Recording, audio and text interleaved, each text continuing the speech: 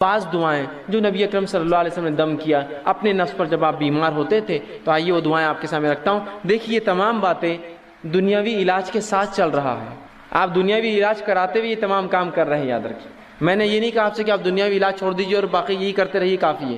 آپ دواخانے بھی جائیے، لیکن پہلے یہ ہوگا اور ساتھ میں پھر علاج کرواتے رہیے اور پھر صبر کرتے رہیے، اللہ سے دعا کرتے رہیے۔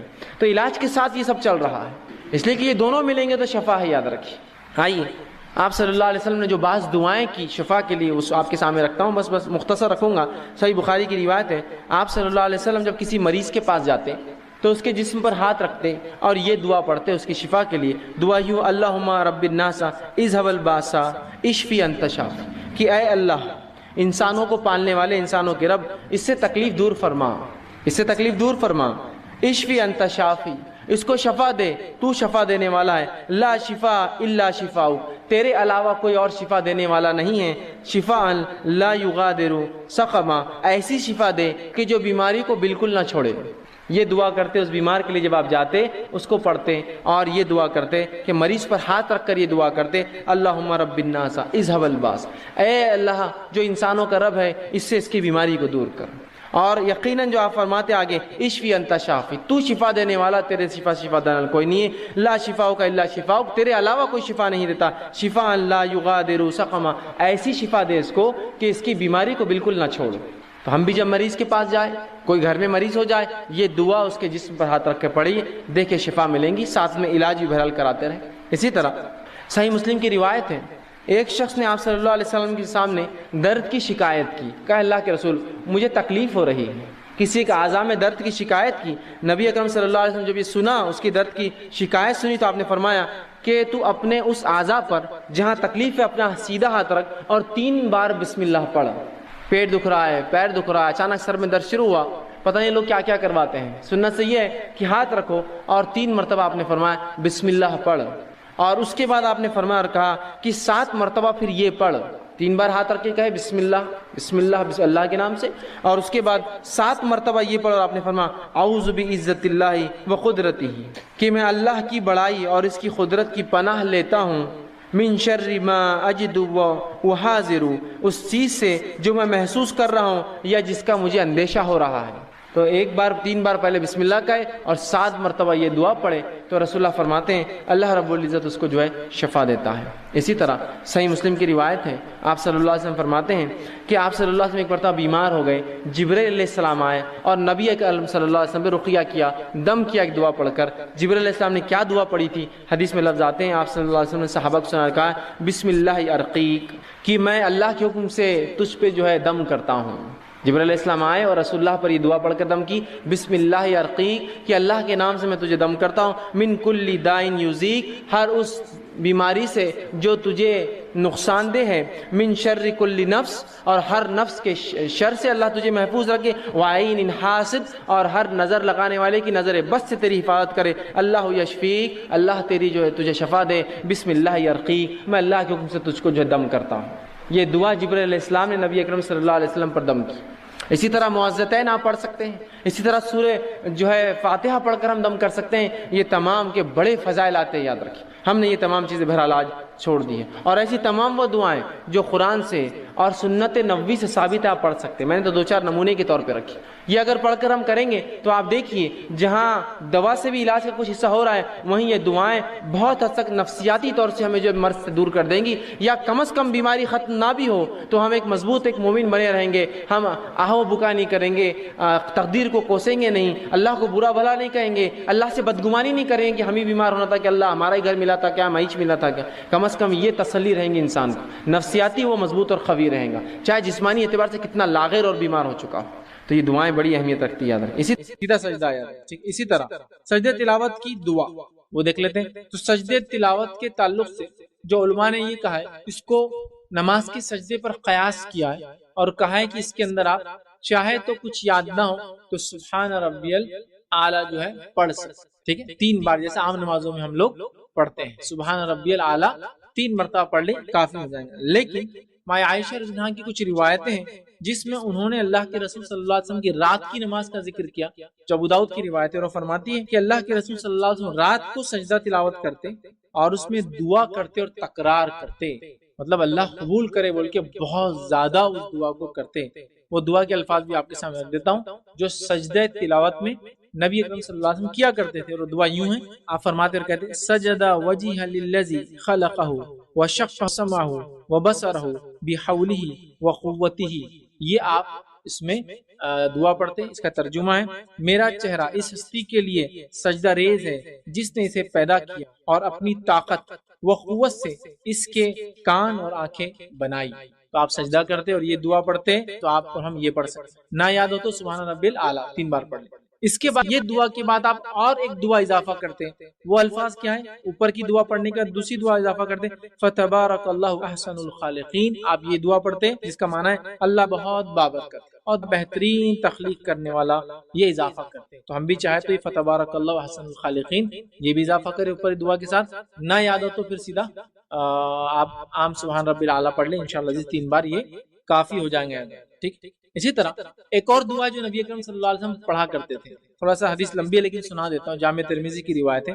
ابو سعید خدری رضی اللہ عنہ کے ساتھ یہ واقعہ ہوا تھا، لیکن روایت جو کرتے ہیں وہ روایت کے الفاظ دیکھیے اس طرح سے کہ عبداللہ ابن عباس رضی اللہ عنہ فرماتے اور کہتے ہیں کہ ایک شخص، اور ایک شخص کون تھے؟ ابو سعید خدری رضی اللہ عنہ. ایک شخص نبی اکرم صلی اللہ علیہ وسلم کے پاس آیا اور آپ سے عرض کیا کہ میں نے رات میں خواب دیکھا. خواب میں یہ دیکھا کہ میں ایک درخت کی طرف منہ کر کر نماز پڑھ رہا ہوں. میں نے جب سجدہ تلاوت کیا، خواب میں دیکھ رہے ہیں کہ خواب میں نماز پڑھ رہے ہیں، ایک درخت کی طرف منہ ہے اور سجدہ تلاوت کر. جب میں نے رات میں خواب میں سجدہ تلاوت کیا تو درخت نے بھی میرے ساتھ سجدہ کیا خواب، اور اس درخت نے یہ دعا پڑھی. خواب میں بتایا جا رہا ہے اس جھاڑ نے، اس پیڑ نے، اس درخت نے یہ دعا پڑھی. کیا دعا پڑھی سنی؟ اللہم اکتب لی بہا عندک اجرا وزعنی بہا وزرا واجعلہا لی عندک ذخرا وتقبلہا منی کما تقبلتہا من عبدک داؤد. یہ دعا وہ جھاڑ پڑھ رہا تھا. ترجمہ اس کا یہ، اللہ اس سجدے کی وجہ سے میرے لیے اپنے پاس اجر لکھ دے اور اس کے سبب مجھ سے گناہوں کے بوجھ کو اتار دے، اور اس سجدے کو میرے لیے اپنے پاس ذخیرہ بنا دے، اور اس سجدے کو میری طرف سے قبول کر لے جیسے تو نے اپنے بندے داؤد سے قبول کیا تھا. یہ دعا وہ جھاڑ پڑھ رہا تھا. عبداللہ ابن عباس رضی اللہ عنہ فرماتے اور کہتے ہیں کہ نبی اکرم صلی اللہ علیہ وسلم جب آیت سجدہ تلاوت کی تو میں نے آپ کو سجدے میں وہی دعا پڑھتے سنا جو اس شخص نے جھاڑ کی دعا کہہ کر اللہ کے رسول کو سنایا تھا. سمجھ کے بات خواب کے ذریعے ایک صحابی کو بتائی گئی دعا اللہ کے رسول نے جب سنی تو آپ نے سجدے میں پڑھی تو پتا چلا یہ دعا بھی کو پڑھنا چاہے تو پڑھ سکتا ہے. یہ تو تینوں دعائیں سجدہ تلاوت کی دعائیں ہیں. یاد نہ ہو تو میں نے آپ کو رکھ دیا سبحان ربی الاعلیٰ پڑھ لیں 3 بار، انشاءاللہ جیسی کافی ہو جائیں گے. آگے بڑھتے ہیں، اس لیے آخرت میں بہت کثیر اس کا بدلہ ملے گا. ٹھیک ہے. اسی طرح اب جو میں نے کہا دعائیں قبول ہونے کی 3 صورتیں ہیں، اس میں سے جو 3 صورتیں ہیں اس میں سے جو ایک صورت اللہ ہو دعا کو قبول کرتا ہے، اس جو سٹیپ جو پہلا قبول جو اللہ ہو کرتا ہے، اس کے پھر 2 طریقے اللہ کے قبول کرنے کے. اللہ ہر دعا قبول کرتا ہے. دعائیں 3 شکل میں قبول ہوتی ہیں. ہو آخرت میں بدلہ اس کے برابر مصیبت ڈالتا ہے. تو جو پہلی شکل اللہ قبول کرتا ہے، اس قبول کرنے کی پھر 2 شکلیں ہیں. اس قبول کرنے کی 2 شکلیں وہ کیا ہے؟ پہلی شکل یہ ہے دعا مانگی تبھی قبول ہو گئی. آج میں نے دعا کی کل نتیجہ آ گیا، آج میں نے دعا کی پرسوں نتیجہ آ گیا، آج میں نے دعا کی 1 مہینہ بعد رزلٹ تھا میرا اور وہی آیا جو میں چاہتا تھا. تو یہ ہوا فوراً حال میں، مطلب بالکل آپ دیکھ سکتے ہیں اس کی دعا فوراً قبول ہو گئی آپ کی. اور کبھی اس دعا کو اللہ بعد میں قبول کرتا ہے، بہت لمبے عرصے کے بعد. کتنا عرصہ ہم نہیں جانتے، بہت دن بعد بھی کرتا ہے. لیکن تو جو پہلی شکل ہے پھر اس کے 2 ٹائپس ہوتے ہیں. پہلا فوراً، دوسرا تھوڑا وقت کے بعد. آئیے اس کی مثالیں ہم دیکھتے ہیں. جس میں دعا جو فوری قبول ہو جاتی ہے اس کی ایک مثال ہے، صحیح بخاری کی روایت ہے. آپ صلی اللہ علیہ وسلم فرماتے ہیں 3 لوگ تھے بنی اسرائیل سے اور وہ جنگل میں تھے، زوردار بارش ہونے لگی، تینوں نے گفا میں پناہ لے لی. اچانک اوپر سے ایک پتھر گرا اور گفا کی منہ پہ آ کے لگ گیا، گفا بند ہو گئی. تینوں نے کہا اپنے اپنے نیکی کا وسیلہ تلاش کرو اور اللہ کے سامنے ایسی نیکی بیان کرو جو نیکی خالص اللہ کے لیے کی ہوں گی تاکہ یہ مصیبت ٹل جائے. پہلے نے کہا اللہ میں نے اپنے والدین کے لیے جو ہے بکریاں چرا کر آیا تھا، والدین سو گئے، میں روز پہلے ان کو دودھ پلاتا، اس دن میرے والدین سو گئے تھے، بچے حالانکہ میرے بھوک سے تڑپ رہے تھے، میں نے پھر بھی بچوں کو جو ہے دودھ نہیں دیا، پہلے والدین کے اٹھنے کا انتظار کیا، انہوں نے پیا، پھر میں نے بچوں کو دیا، یہ میں نے تیرے لیے کیا تھا، اگر تجھے یہ چیز پسند ہے تو جو ہے اس کو جو ہے تو تھوڑا اس مصیبت کو ہٹا دے۔ پتھر تھوڑا کھسک گیا، روشنی اندر آنے لگی، فوراً اثر ہوا دعا کا، فوراً انسٹنٹ دعا ہوئی، اثر ہوا، پتھر تھوڑا کھسک گیا۔ پھر دوسرے شخص نے دعا کی، اور تیسرا بہرحال تفصیلی ہے واقعہ بہت لمبا، تینوں نے دعا کی، ایک کی دعا پہ تھوڑا کھلا روشنی آئی، دوسرے کی دعا پہ اتنا کھلا کہ باہر دیکھ سکتے لیکن نکل نہیں سکتے، تیسرے کی دعا پہ وہ رول کر کے بازو ہٹ گیا اور تینوں باہر نکل گئے، جبھی اللہ نے جواب دیا ان کی دعا کا۔ یہ ایک شکل ہے۔ اب دوسری شکل جو اللہ بعد میں جواب دیتا ہے، جو بعید ہوتا ہے، عرصے بعد دیتا ہے، تو آئیے اس کی مثال خود قرآن نے دی۔ ابراہیم علیہ السلام نے اللہ سے دعا کی، سورہ بقرہ سورہ نمبر 2 آیت نمبر 129، اور فرمایا ربنا وابعث فیہم رسولا منہم یتلو علیہم آیاتک ویعلمہم الکتاب والحکمت ویزکیہم۔ اے اللہ ان لوگوں میں سے، انہی میں سے ایک رسول پیدا کر۔ اے اللہ ان لوگوں میں سے، یہ دعا کب کیا آپ نے معلوم آپ کو؟ جب اسماعیل علیہ السلام اور حاجرہ علیہ السلام کو لا کر مکے میں چھوڑ دیا، مکے میں چھوڑنے کے بعد جب آئے تو ایک دعا کر رہے ہیں، کیا دعا کر رہے ہیں؟ اے اللہ میری اس اولاد سے، اسماعیل سے، اس کی نسل سے، ان لوگوں میں سے جو ہے اللہ فرمایا ربنا وابعث فیہم رسولا منہم، انہی کے اندر سے ایک رسول انہی میں سے بھیج، یتلو علیہم آیاتک، جو تیری آیتیں پڑھ پڑھ کر انہیں سنائے، ویعلمہم الکتاب، اور تیری کتاب کا علم انہیں دے، والحکمہ، اور ان کو نبوی علم، احادیث کا علم، حکمت عطا فرمائے، ویزکیہم، اور ان کی نفسوں گناہوں سے پاک کرے۔ اور یہ دعا کا نتیجہ کون تھے معلوم آپ کو؟ یہ دعا کب قبول ہوئی؟ نبی اکرم صلی اللہ علیہ وسلم اس دعا کا نتیجہ تھے۔ آپ نے حدیث میں اس کی تفسیر کی اور فرمایا، آپ نے فرمایا میں اپنے باپ ابراہیم کی دعا کا نتیجہ ہوں۔ کتنے ہزار سال پہلے کی تھی ابراہیم علیہ السلام نے دعا؟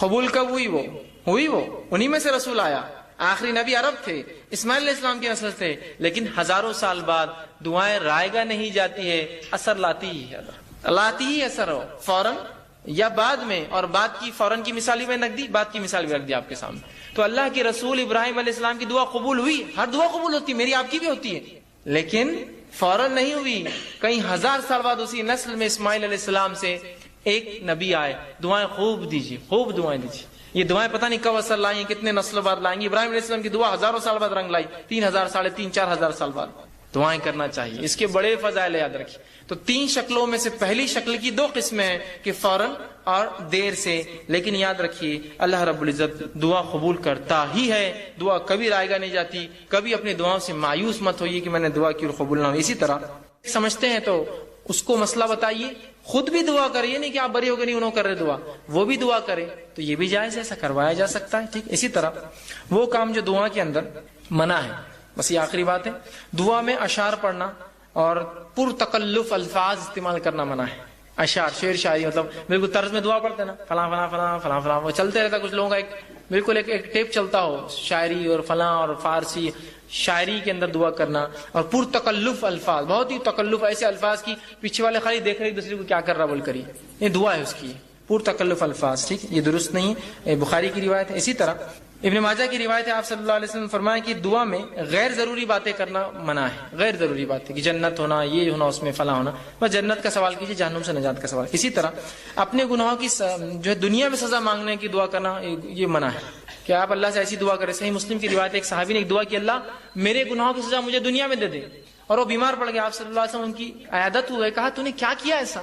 تو کہا اللہ کے رسول میں نے ایک دعا کی، اللہ میرے گناہوں کی سزا دنیا میں دے۔ تو کہا کیا تیرے میں اتنی طاقت ہے جو دنیا میں گناہ کی سزا تو بھگت سکے؟ کہا تو نے یہ دعا کرنا تھا، ربنا آتنا فی الدنیا حسنۃ، اللہ دنیا بھی آسان کر، وفی الآخرۃ حسنۃ، آخرت بھی آسان کر، وقنا عذاب النار، آگ کے عذاب سے بچا۔ کہ انہوں نے ایسی غلط دعا کی کہ ان کو بخار چڑھ گیا تھا، اللہ نے قبول کی، ان کو اس کی بدلہ مل رہا تھا، تو پھر انہوں نے دعا کی، بخار چلا گیا۔ تو اپنے لیے دنیا میں میرے کو دے دے بول کر نہیں کرنا چاہیے، اللہ ہو گئے مجھ سے گناہ معاف کر، نہیں اللہ میرے کو سزا دے دنیا میں جتنے میں نے کیے، کہاں سے بھگت سکیں، کہیں زندگیاں بھی لائیں گے تو نہیں بھگت سکتے ہم، ٹھیک ہے، تو معافی طلب کیجیے، یہ سب سے طریقہ۔ اسی طرح ابو داؤد کی روایت ہے، اپنے لیے، اپنی اولاد کے لیے، اپنے جو ہے خادموں کے لیے اور اپنے مال کے لیے بددعا کرنا منع ہے۔ اپنے لیے، اپنے بیوی بچوں کو بددعا دے رہے آپ، اپنے مال کو برا بھلا کر رہے، اپنے غلاموں کو برا بھلا کرے، بددعا دے رہے، منع ہے، اس سے آپ نے ابو داؤد کی روایت میں روکا۔ اسی طرح بخاری کی روایت ہے، موت کی دعا کرنا درست نہیں، آپ یہ دعا کر سکتے ہیں اللہ اگر موت میرے لیے بہتر ہے تو موت دے، زندگی بہتر ہے تو زندگی دے، لیکن آپ یہ نہیں کہہ سکتے اللہ مجھے موت دے دے۔ بہت سی عورتیں ہوتی ہیں کچھ ہوا نہیں ہوا، اے اللہ اٹھا تو بھی لے میرے کو، اے اللہ اٹھا تو بھی لے میرے کو، بس ہر تھوڑی دیر کو اٹھا تو بھی لے میرے کو، مطلب آپ موت کی نہیں کر سکتے، یہ دعا نہیں کرنا چاہیے، ٹھیک۔ اسی طرح ہوتا ہے بہت سی بار انجانے جانے میں لوگ بددعائیں دیتے ہیں، جیسا اولاد کو نہیں دینا چاہیے، بچوں کو نہیں دینا چاہیے، اس لیے کہ آپ صلی اللہ علیہ وسلم نے فرمایا، وہ جو حدیث تھی پہلی میں پھر دوہرا دیتا ہوں، اولاد، اپنے خادم، غلاموں کو، بچوں کو بددعا نہیں دینا۔ آپ نے فرمایا، دیکھیے کیا فرماتے ہیں، اپنی جانوں، خود کو، اپنی اولاد، اپنے خادموں اور اپنے مالوں کے لیے بددعا نہ کرو کہ تمہاری زبان سے ایسے وقت کوئی بددعا کے کلمات نہ نکل جائے جس وقت اللہ اسے قبول کر لے۔ تو عورتیں بھی ہوتی بہت سی بار بددعائیں دیتی بچوں کو، ناس پیٹا ہے، یہ تو میرا فلاں ہے، یہ تو ایسے ہے، بددعائیں مت، اس کو کبھی اپنا عام معمول میں بنائیے۔ اچھے لوگ، انبیاء، صلحاء کبھی بددعائیں نہیں دیتے، ورنہ ہمارے پاس تو ایک معمول ہو گیا نا، بچوں کو مائیں بددعا دیتی، کچھ بددعائیں دے رہی کہ تم ایسے ہو جاؤ، تنگ کر دیے، ویتاق لا دیے، میرے کو فلاں ہو جائے، تمہارا تو بیڑا غرق ہو، اللہ نے قبول کر لیا تو، اور پھر وہی مائیں پھر دعائیں کریں گی، اللہ اس کا بیڑا غرق کیوں ہو رہا ہے، پھر آپ نے تو بددعا دیے تھے۔ خام خواہ اچھے الفاظ، برے الفاظ مت نکالیے، ٹھیک۔ اسی طرح موت کی دعا کرنا منع ہے، اسی طرح خطا رحمی اور گناہ کی دعا کرنا منع ہے، اور اسی طرح عجلت طلبی سے دعا کرنا آپ سے منع کیا، صحیح مسلم کی روایت۔ اسی طرح صحیح بخاری کی روایت، دعا مانگتے ہوئے اللہ کے ساتھ کسی نبی یا ولی یا بزرگ کے تھرو وہ کرنا کہ ان کے ذریعے ہوتا ہے، یہ شرک ہے۔ آپ صلی اللہ علیہ وسلم فرمایا اور کہا، بخاری کی روایت ہے، اور فرمایا جو شخص اس حالت میں مرا کہ دعا اللہ کے سوا دوسروں کو شریک ٹھہراتا تھا، وہ جہنم میں جائیں گا۔ کتاب کہتے ہیں، اے فلاں کے تم فلاں کر سکتے ہو، تمہارے ذریعے سے شریک کر رہے ہیں آپ اللہ کے ساتھ، مطلب یہ بھی اتنا ہولڈ رکھتے ہیں کہ اللہ کو منوا سکتے ہیں، شرک کر رہے ہیں آپ اس کے ساتھ، تو یہ نہیں ہوں گی۔ اسی طرح اصل فرمایا، غیر اللہ سے دعا مانگنا سب سے بڑی گمراہی، یاد رکھیے۔ اللہ کے علاوہ ہم دوسروں سے جو دعائیں کرتے ہیں، یہ بہت بڑی گمراہی، یاد رکھیے۔ دعا مانگتے وقت جو ہے ہمیں صرف اللہ سے مانگنا چاہیے، اور جو میں نے آیت آپ کے سامنے رکھی تھی، بھلے قرآن میں اللہ رب العزت نے سورہ مائدہ آیت میں 46 سے فرمایا کہ غیر اللہ سے جو مدد مانگتے ہیں، دعائیں کرتے ہیں، وہ بڑا شرک ہے۔ اللہ نے فرمایا، وَمَنْ أَضَلَّ مِمَّنْ يَدْعُو مِن دُونِ اللَّهِ مَنْ لَا يَسْتَجِيبُ لَهُ إِلَى يَوْمِ الْقِيَامَةِ وَهُمْ عَنْ دُعَائِهِمْ غَافِلُونَ۔ دیکھیے کیا فرما اللہ، اس شخص سے زیادہ گمراہ کون ہو سکتا ہے جو اللہ کو چھوڑ کر ان کو پکارے، جو قیامت تک جواب نہیں دے سکتے، بلکہ اس سے بھی بے خبر ہے کہ ان کو اللہ کے ساتھ شریک ٹھہرایا جا رہا ہے، ان کو پکارا جا رہا ہے۔ آج انہی سے مانگتے ہیں نا ہم، جو سن بھی نہیں سکتے ہماری بات، بے خبر ہے ہماری باتوں سے، کہاں کہاں جا کے مانگ رہے ہیں آپ، جو سن بھی نہیں سکتا، اس کو پتہ بھی نہیں چلے قیامت دن میرے کو شریک کر دیا تھا اس نے اللہ کے ساتھ، ٹھیک ہے۔ تو یہ دعا مانگنا حرام ہے۔ اسی طرح جو ہے اللہ رب العزت نے دعاؤں کے تعلق سے قرآن نے بڑی وہ ترغیب دلائی، اور اللہ کے علاوہ دعا مانگنا بہت سخت گناہ بتایا۔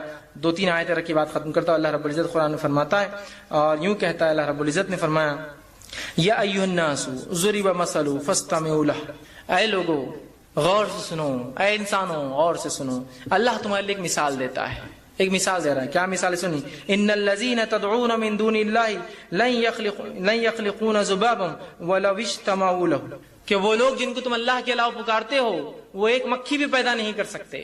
جو پیدا نہیں کر سکتا وہ سن بھی نہیں سکتا، وہ ایک مکھی بھی پیدا نہیں کر سکتے، اور مکھی پیدا کرنا تو دور، اگر مکھی ان کے سامنے سے کچھ لے کر اڑ جائے تو اس سے واپس چھیننے کی طاقت بھی نہیں رکھتے۔ بڑے کمزور ہے جو ایسوں سے مانگتے ہیں، اور بڑے کمزور ہے جو لوگ مانگنے والے ہیں۔ کتنا کمزور ہے نا، آپ کس سے مانگ رہے ہیں؟ جس کے سامنے چڑھاوے رکھے ہوئے ہیں، ایک مکھی لے جائے تو اٹھا کے مار بھی نہیں سکتا ہو، آپ اس سے مانگتے ہو؟ جو مکھی پیدا نہ کر سکے اس سے دعائیں کرتے ہو، جبکہ وہ مکھی اڑانے کی طاقت بھی نہیں رکھتا جو شخص، وہ خود غافل ہے آپ کی ان دعاؤں سے۔ قیامت کا روز انکار کریں گا آپ کے شرک، اللہ میں نے تھوڑی کہا تھا ان سے مجھ سے مانگو، یہ تو یہ لوگ پکڑ لیے مجھے اس کے بعد، ٹھیک ہے۔ اسی طرح یہ جو سورہ حج کی آیت نمبر 73 اور 74 تھی، آگے اللہ رب العزت سورہ ابراہیم آیت نمبر معاف کرنا سورہ فاطر سورہ نمبر 35 آیت 14، 13 اور 14 فرماتا ہے، والذین تدعون من دونہ ما یملکون من قطمیر، وہ لوگ جو اللہ کے علاوہ کسی اور کو پکارتے ہیں دعاؤں میں، انہوں نے تو ذرہ بھی پیدا نہیں کیا۔ ذرہ، قطمیر، قطمیر کہتے ہیں کھجور کی گٹلی کے اوپر ایک چھلکا آتا ہے پتلا، وہ بھی نہیں پیدا کیا انہوں نے، تم جس سے دعا مانگتے ہو۔ ان تدعوہم لا یسمعوا، اور جب تم پکارتے ہو سن بھی نہیں سکتے ہو، بہرے ہیں، ان کو سنے نہیں آتا ہے۔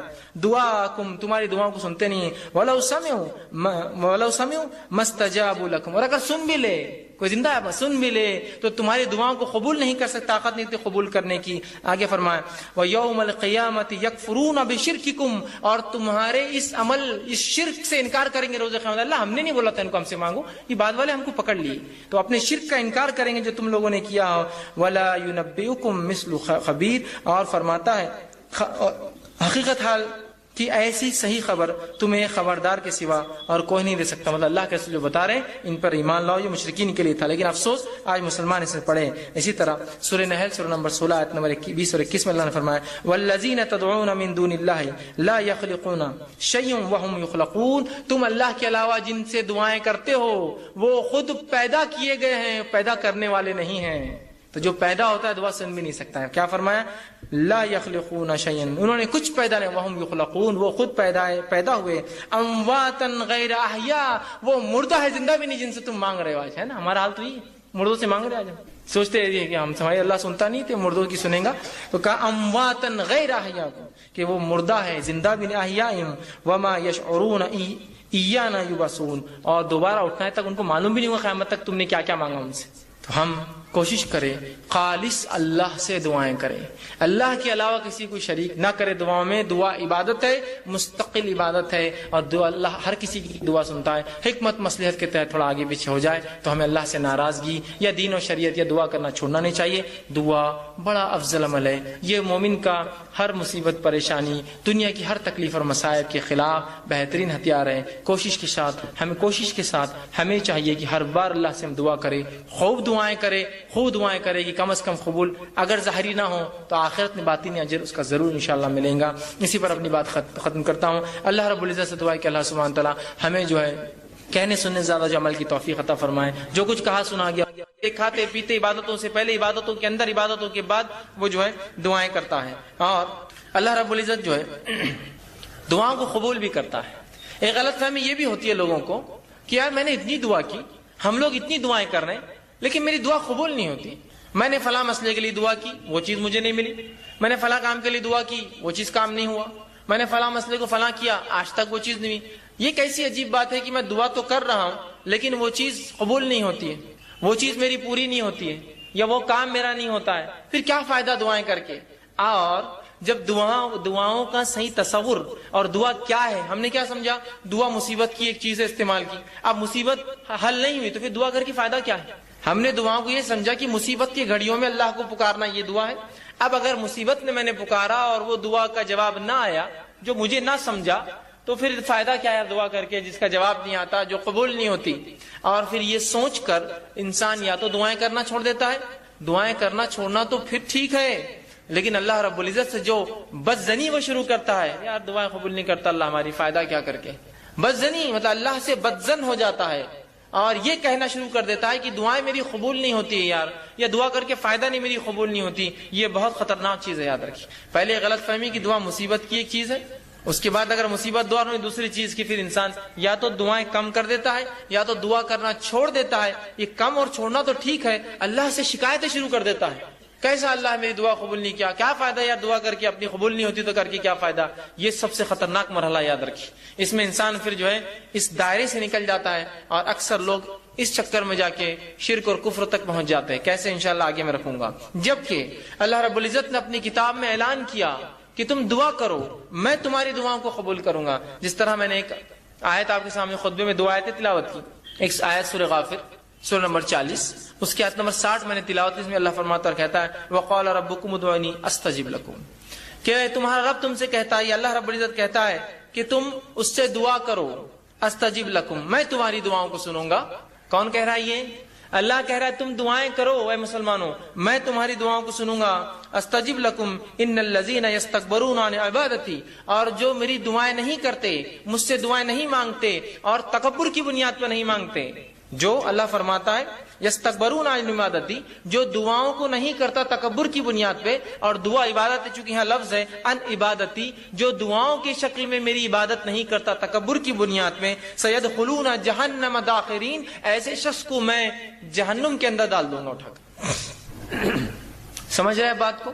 کہ جو دعا نہیں کریں گے، تکبر کریں گے، دعا ایک عبادت ہے، تو اللہ فرما رہا ہے ایسے لوگوں کو اٹھا کر میں کہاں ڈال دوں گا؟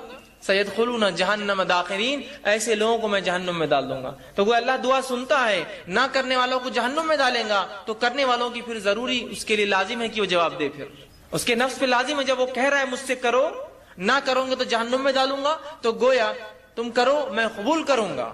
یہ اس کا معنی ہے. دوسری آیت جو میں نے تلاوت کی سورہ بقرہ سورہ نمبر 2 آیت میں 186 میں اللہ نے فرمایا وَإِذَا سَأَلَكَ عِبَادِي عَنِّي فَإِنِّي قَرِيبٌ، کہ میرے بندے اے نبی تم سے سوال کرتے ہیں صلی اللہ علیہ وسلم کہ میرے بندے سوال کرتے سَأَلَكَ عِبَادِي عَنِّي میرے بارے میں، فَإِنِّي قَرِيب۔ اگر قرآن کا آپ اگر طرز دیکھیں، قرآن کا جواب دینے کا اگر انداز اور اسلوب دیکھیں، قرآن میں جب بھی رسول اکرم صلی اللہ علیہ وسلم سے سوال ہوا تو اللہ نے فرمایا وہ تم سے پوچھتے ہیں فلا کہہ دو قل، وہ تم سے پوچھتے ہیں چاند کے بارے میں کہہ دو قل کے لفظ آتے ہیں۔ سبحان اللہ، اس آیت پہ غور کیجیے، اللہ نے فرمایا وَإِذَا سَأَلَكَ عِبَادِي میرے بندے میرے بارے میں پوچھتے ہیں فَإِنِّي قَرِيب، کہہ دو بھی نہیں کہا، رسول کو نکال گیا بیچ میں سے، فَإِنِّي قَرِيب، کہہ دو ان سے کہ میں قریب ہوں، نہیں کہا فَإِنِّي قَرِيب، میں قریب ہوں ان سے۔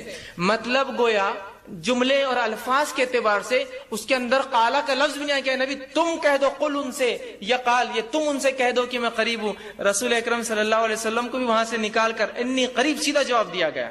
حالانکہ سورہ بقرہ اٹھائیے، سوالات کا ایک سلسلہ ہے سورہ بقرہ میں، ہر سوال کے بعد آتا ہے کہ آپ سے سوال کرتے ہیں قل ان سے جواب کہہ دو، قل ان سے کہہ دو، قل ان سے کہہ دو، کہ اس کا معنی یہ ہے۔ یہاں جب سوال ہوا کہ میرے بندے پوچھتے میرے بارے میں تو رسول اللہ صلی اللہ علیہ وسلم کو قل بھی نہیں کہا، نکال دیا فانی قریب، سیدھا اتنا قریب ہوں کہ مجھے یہ بھی کہنے کی ضرورت نہیں ہے نبی آپ کہہ دو میں قریب ہوں۔ تو کہا وَإِذَا سَأَلَكَ عِبَادِي عَنِّي فَإِنِّي قَرِيب، جب میرے بندے پوچھتے ہیں میرے بارے میں نبی آپ سے کہہ دو کہ میں ان سے قریب ہوں، اجیب الدعوۃ الداعی اذا دعان، اور جو بھی مجھ سے دعا کرتے ہیں میں ان کی دعاؤں کو قبول کرتا ہوں، ان کی دعاؤں کا جواب دیتا ہوں۔ اور فرمایا فلیستجیبوا لی، تو انہیں چاہیے وہ صرف میرے سے ہی دعا کریں، مجھے سے ہی مانگے، ولیؤمنوا بی، اور مجھ پر ایمان لائے، لعلکم یرشدون، شاید کہ وہ ہدایت یافتہ ہو، شاید کہ وہ رشد و ہدایت پر قائم رہے۔ تو یہاں اللہ رب العزت نے اس کی وضاحت کر دی کہ اے لوگو تم پوچھتے ہو میرے بارے میں قریب ہوں، تمہاری دعاؤں کو سنتا ہوں، لہٰذا تم صرف مجھ ہی سے دعا کرنا تاکہ تم جو ہے رشد و ہدایت پر رہو۔ ولیؤمن، ایمان مرحل شرط ہے ہر چیز کے لیے، تو میں ایمان والوں کی دعائیں قبول کرتا ہوں، اور آگے فرمایا جو ہے تاکہ تم رشد و ہدایت پر قائم رہو۔ تو یہاں اس آیت نے وضاحت کر دی۔ اسی طرح رسول اللہ صلی اللہ علیہ وسلم نے فرمایا اور کہا، جامع ترمذی کی روایت آپ نے فرمایا ان الدعاء هو العبادہ، دعا عبادت ہے۔ وضاحت کر دوں کہ شفاعت یہ ایک الگ چیز ہے اور وسیلہ یہ ایک الگ چیز ہے۔ انشاءاللہ عزیز ہم ان دونوں کو دیکھیں گے ایک ساتھ، اور اس میں انشاءاللہ عزیز دونوں کو مختلف انداز سے رکھنے کی بھی کوشش کروں گا۔ یہ وہ عنوان ہے جس عنوان کے تعلق سے اس معاشرے میں بہت زیادہ غلط فہمی پائی جاتی ہے۔ کچھ لوگ اس میں افراط و تفریط کے شکار ہے، یا تو اس میں اتنا غلو کر دیتے ہیں کہ ہر کسی شخص کو یہ سمجھتے ہیں یہ ہماری شفاعت کرے گا، یا کچھ لوگ ان لوگوں کو دیکھ کر برے لوگوں کو اتنا اس کا وہ کرتے کہ انکار کر بیٹھتے ایسی کوئی شفاعت ہے ہی نہیں۔ تو حقیقت ہے کیا؟ ایک مومن جو ہوتا ہے یہ جو ہے امت وسط اللہ نے اس امت کو کہا ہے، وہ بیچ کا معاملہ اختیار کرتا ہے۔ تو آئیے ہم آج دیکھتے ہیں حقیقت میں شفاعت ہے کیا، وسیلہ کس کو کہتے ہیں، اس کی حقیقت کیا ہے، کیا اس کی سچائیاں کیا ہے، اور کیا اس میں غلو ہے، کیا اس میں لوگوں نے زیادتی کی ہے، اور کس معاملے میں ہم کمزور پڑے ہیں۔ تو سب سے پہلی چیز تو یہ، شریعت اسلامیہ میں اکثر یہ ہوتا ہے کہ لوگ بدعتیں ایجاد کرتے ہیں، نئے کام کرتے ہیں، لیکن کہیں نہ کہیں اس کی بنیاد ہوتی ہے، اس بنیاد کو لے کر وہ نیا کام کو ایجاد کرتے ہیں۔ تو شفاعت اور وسیلہ بھی یاد رکھیے، اس کی حقیقت ہے، لیکن لوگوں نے اس کو لے کر اس کی بنیادیں تو لے لی، لیکن جس طریقے سے رسول اللہ صلی اللہ علیہ وسلم نے اور صحابہ نے عقیدہ رکھا، اس عقیدے کو چھوڑ کر ایک منمانا عقیدہ لا لیا۔ گو نام تو وہی ہے شفاعت اور وسیلہ، لیکن اس کے پیچھے جو عقیدہ آج اس دور میں رکھا جا رہا ہے وہ عقیدہ رسول اللہ صلی اللہ علیہ وسلم سے ثابت نہیں، یاد رکھیے۔ جو آج چل رہا ہے عمومی طور سے، انشاءاللہ صحیح عقیدہ کیا ہے اور باطل عقیدہ کیا ہے، دونوں کو آپ کے سامنے جو اس مختصر سے وقت میں رکھنے کی جو ہے میں کوشش کروں گا۔ سب سے پہلی چیز تو یہ، شفاعت ہے کیا؟ شفاعت کس چیز کو کہتے ہیں؟ عربی زبان میں شفاعت جو ہے شین فے عین، یہ لفظ اس کا مصدر ہے، اس سے آتا ہے، اور اس کا معنی ہوتا ہے جوڑنا، ملانا یا نزدیکی کرنا، یا اس کو جو ہے شفاعت کہتے ہیں، یہ جس کو کہتے ہیں ایون نمبرز، یا جس کو کہتے ہیں جفت، جس کو کہتے ہیں جس طرح سے 2 اور 4 اور 6 جفت نمبر ہے، اسی طرح طاق نمبر ہوتے 1 3، تو شفاعت کہتے ہیں ان نمبر کو جو جفت ہوتا ہے، اس لیے کہ جفت نمبر طاق نمبر کو جوڑ دیتے ہیں۔ تو شفیع کہتے ہیں جو جوڑتا ہے، نزدیکی اختیار کراتا ہے، نزدیک پہنچاتا ہے، یا دونوں کو ملاتا ہے، اس کو شفیع کہتے ہیں، اور اسی سے لفظ شفاعت آتا ہے۔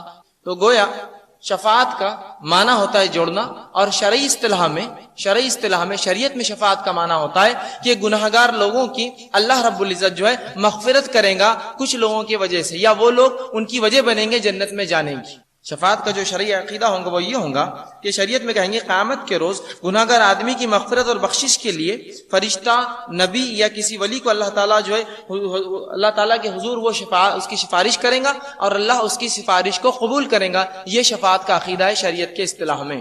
جو شفاعت کر رہا ہے وہ مشفی ہے، شفاعت کرنے والا. جس کی شفاعت کی جا رہی ہے وہ اس کی شفاعت، جو شفاعت کرنے والا ہے اس کو مشفی کہتے ہیں عربی میں، مطلب وہ اس کو جوڑتا ہے، یا شفیع کہتے ہیں جو اس کو جوڑ رہا ہے، جس کو جوڑا جا رہا ہے. تو شفاعت کا عقیدے کا معنی یہ ہے کہ قیامت کے روز وہ لوگ جو رسول اللہ صلی اللہ علیہ وسلم کی امت سے ہوں گے، جو گناہ گار ہوں گے، ان گناہ گار